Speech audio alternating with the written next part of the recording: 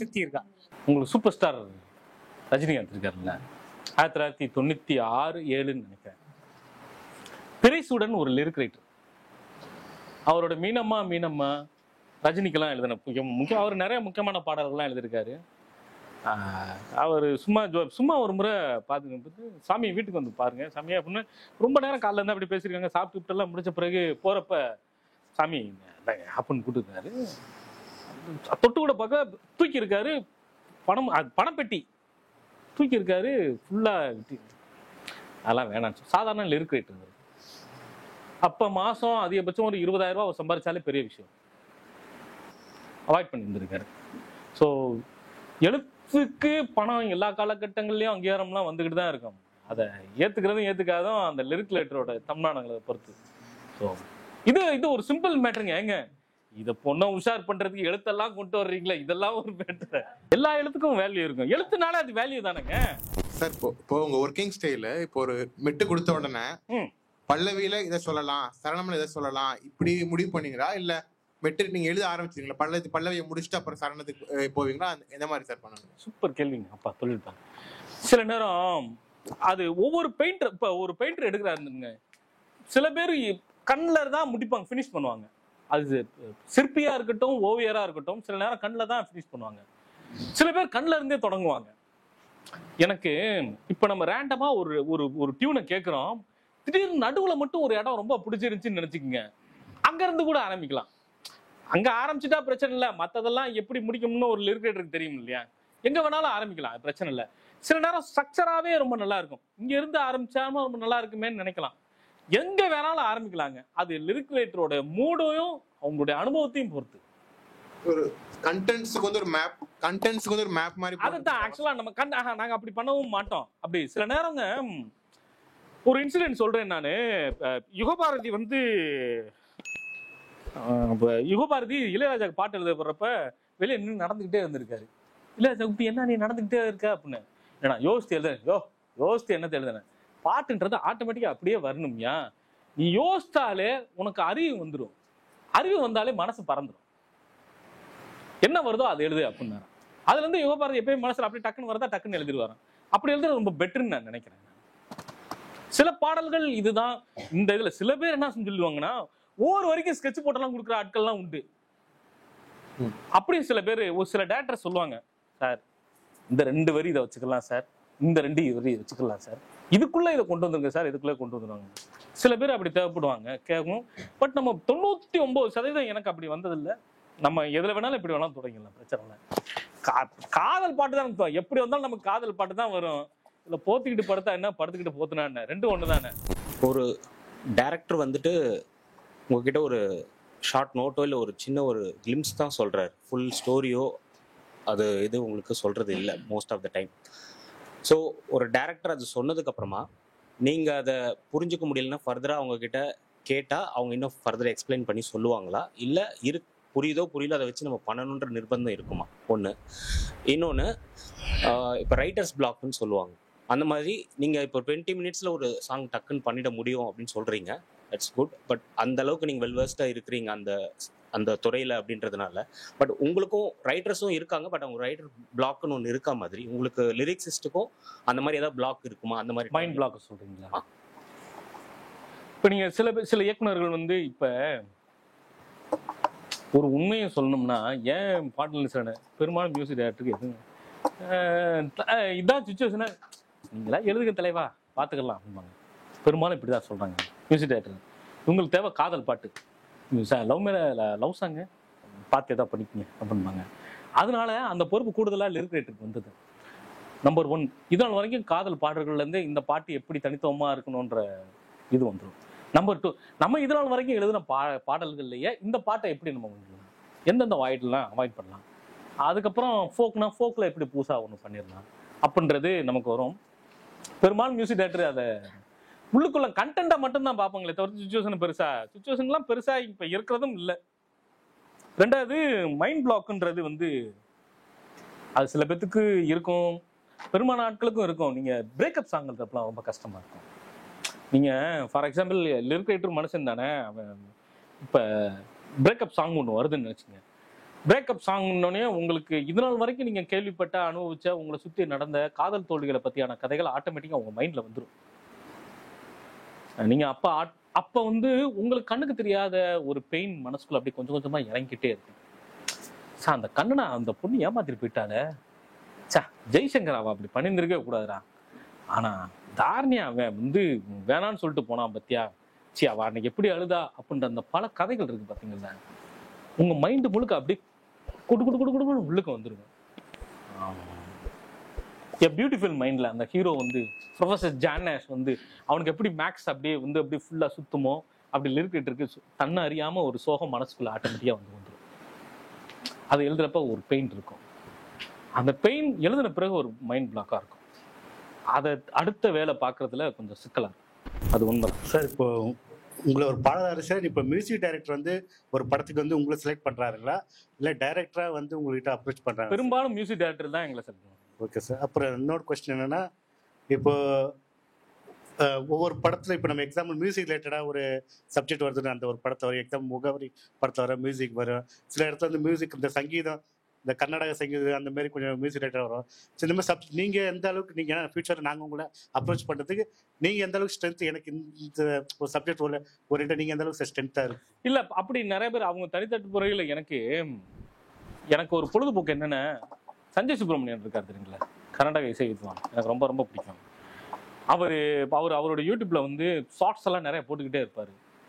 அந்த ஷார்ட்ஸ்ல வந்து ஏதாவது ஒரு ராகம் போட்டுருவார். இந்த ஒரு ராகத்தை அப்படித்தான் அப்படி எல்லாம் முடிச்சுட்டு தான் நான் முடிக்கிறப்பதான் நமக்கு யோசிப்பேன், இது இந்த ராகம்னா ஜெர்மனியில் செந்தேன் மலர். இது எனக்கு ஒரு பொழுதுபோக்கா இருக்கும். சில பேரு அதை பத்தி எதுவுமே தெரியாம இருப்பாங்க. அது தேவையும் கூடல. ஒரு பாடலாசிரியருக்கு இசை பத்திய ஞானம் தேவையே இல்லை, அறிவே என்னை பொறுத்தளவுக்கு தேவையில்லைன்னு நினைக்கிறேன். சில நேரங்கள், பெரும்பாலான நேரங்கள்லங்க பாட்டு எழுதுறப்ப அறிவு தேவையே இல்லைன்னு நினைக்கிறேன் நான். அங்க மனசுதான் பேசணும். மனசு வேற, அறிவு வேற. அறிவு சொல்றதெல்லாம் மனசு கேட்காது, மனசு சொல்றதெல்லாம் அறிவும் கேட்காது. ஸோ மைண்டை அப்படியே தனியா தள்ளி விட்டு இது மனசுக்கு இடையிலான உரையாடலை மட்டும் கொண்டு வந்துடும். அதுதான் பாட்டு சரி. சார், ஒரு இயக்குனர் வந்து ஒரு கதைகளத்தை வந்துட்டு சொல்லி எனக்கு இந்த நடக்கிற ஒரு வழியை பத்தி நான் ஒரு பாடல் எழுத சொல்றாரு. ஒரு லிரிக் ரைட்டருக்கு வந்துட்டு பாத்தீங்கன்னாக்கா அந்த களத்தினை பத்தின ஒரு புரிதல் நம்ம சொல்ல முடியாது. அவங்களுக்கு அதை பத்தி புரியலனாக்கா அதுக்காக அவங்க ரெஃபரன்ஸ் வந்துட்டு எடுத்துட்டு தான் பாடல் எழுத முடியுங்களா?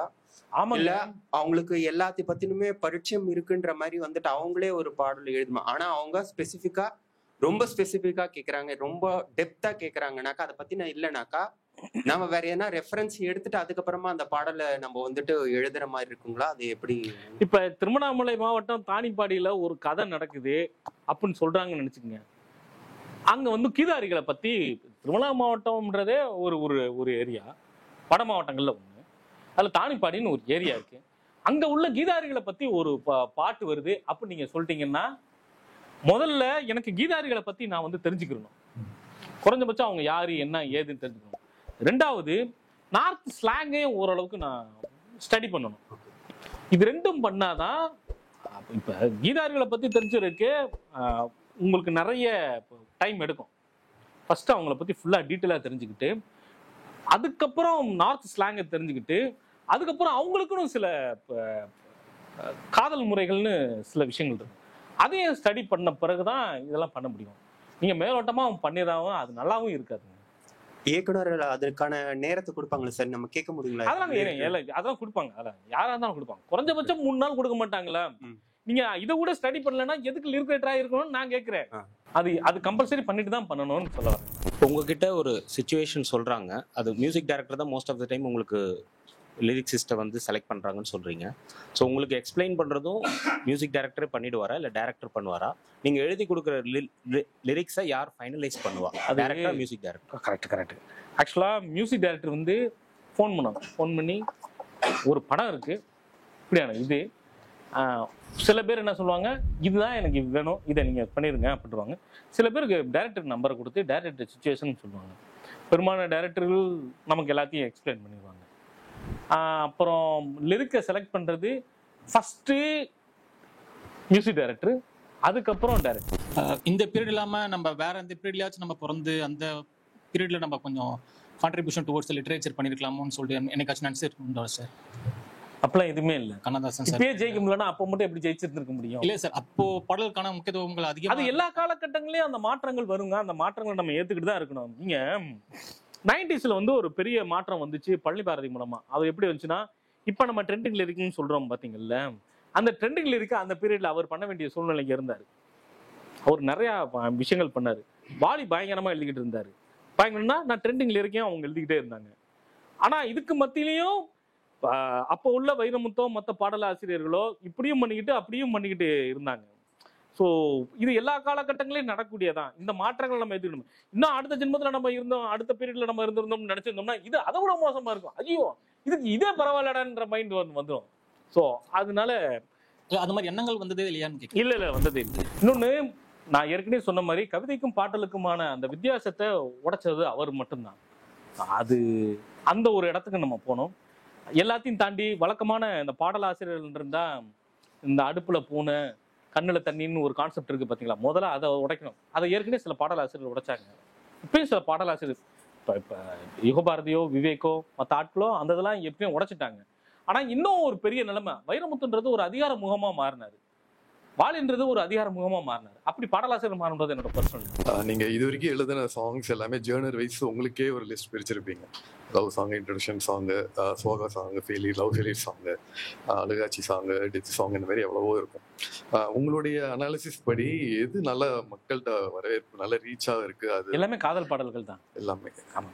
காதல்ல லவ் ஃபெயிலியர் சாங் அந்த மாதிரி லவ் ஃபெயிலியர் சாங்ஸ் எல்லாம் இப்ப அதிகமா போறதும் இல்ல. அது ஏன்னு எனக்கும் தெரியல.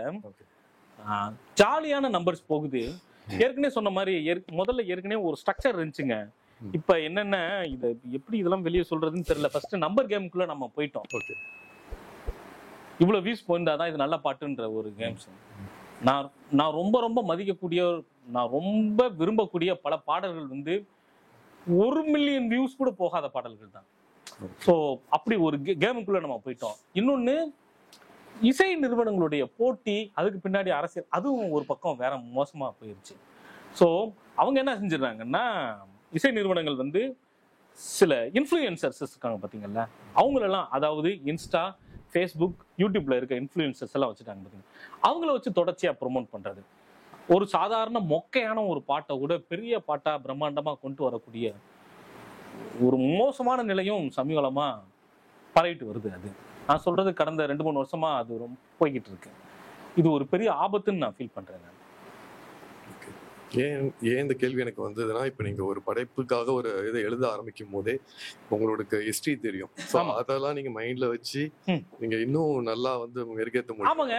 இப்ப சிம்பிள். இப்ப நம்ம ஒரு பாட்டு ஹிட் ஆகுதுன்னா அதுல ஏதோ ஒரு ஃபீல் இருக்குன்னு நம்ம ஃபீல் பண்ணுவோம் இல்லையா? இதனால் வரைக்கும் நம்ம அப்படிதான் ஃபீல் பண்ணிக்கிட்டு இருந்தோம். இப்ப சமீப காலமா வர்ற ஹிட் ஆகுற பாடல்கள், திட்டமிட்டு ஹிட் ஆக்கப்படுற பாடல்களுக்கு பின்னாடி வேற ஏதோ நடக்குதுன்னு எனக்கு ஃபீல் ஆகுது. ஸோ அந்த உணர்வை, இந்த உணர்வுனாலதான், இந்த கண்டென்ட்னாலதான் இது ஹிட் ஆகுதுன்றத என்னாலையும் புரிஞ்சுக்க முடியல. யாருனாலையும் புரிஞ்சுக்க முடியல. அதாவது எழுதுறவங்கள்தான். இந்த தேசிங்க ராஜா படத்துல இந்த நிலா வட்டம் நெத்திலாம் சாங் கேட்டிருக்கீங்க? ஆமா. அதுல வந்து ஊடலை வந்து ஏல தந்தானே தந்தானே ஏல அப்படி வருது இல்ல சார்? ஆமா. அப்புறம் இந்த மாதிரி ஊடலை சில கோரஸ் போர்ஷன்ஸ், அப்புறம் சில ஒரு பாட்டு போயிட்டே இருக்கும். ஊடலை வந்து இப்ப இந்த தேவதைய கண்டேன் பாட்டுல அப்படி வரும்ல. இந்த மாதிரி இடத்துல வந்து மியூசிக் டைரக்டர்ஸ் டிசைட் பண்றாங்களா இல்ல லிரிக்கிஸ்ட் இது பண்றாங்க? இத மியூசிக் டைரக்டர் தான் முடிவு பண்ணுவாங்க. ஓ, அந்த கோரஸ்லாம் நீங்க எழுத மாட்டீங்க, அவங்களே இது பண்ணிருப்பாங்க. எந்த கோரஸ் நீங்க சொல்றீங்கன்னு எனக்கு இந்த தேசிங்க ராஜா பாட்டுல சொன்னோம்ல சார், இந்த ஏலேல தந்தானே தந்தானே ஏலேல அந்த அப்படி ஆக்சுவலா என்னன்னா, அது மியூசிக் டைரக்டரும் ஒருவேளை நல்ல லிங்க்ல இருந்தாங்கன்னா சில மியூசிக் லிரிசிஸ்டே சொல்லுவாங்க, சார் இந்த இடத்துல இந்த லிரிக் வச்சா ரொம்ப நல்லா இருக்கும் சார் அப்படின்னு. அப்படி சிலதும் உண்டு. சில நேரம் அப்படியே பிளாங்கா விடுறதும் உண்டு. அது 2 பேருக்கும் இடையில உள்ள உறவை பொறுத்து. சில மியூசிக் டைரக்டருக்கு இந்த இடத்துல இருந்தா நல்லா இருக்கும்னு கேட்டு வாங்குறதும் உண்டு. ஆமா, நான் ஏற்கனவே பயந்துகிட்டே வந்தேன், நிச்சயம் நம்மளை வந்து ஏதோ பழி வாங்க போறாங்க போல, மத்தியான நேரம் வேற, அது ஞாயிற்றுக்கிழமை வேற, சாப்பிட்டு சரி தாளாட்டுறக்கு யாராவது ஒருத்தவங்களை கூப்பிட்டு வந்திருப்பாங்க, அதுக்கு நம்ம செஞ்சுட்டோம் அப்படின்னு நினைச்சேன். பட் எல்லா பேரும் ரொம்ப அற்புதமா கேட்டீங்க. சில பேர் டெக்னிக்கலா ரொம்ப கேட்டிருந்தீங்க. ரொம்ப நன்றி. அடுத்தடுத்த இதுல நம்ம சந்திப்போம்.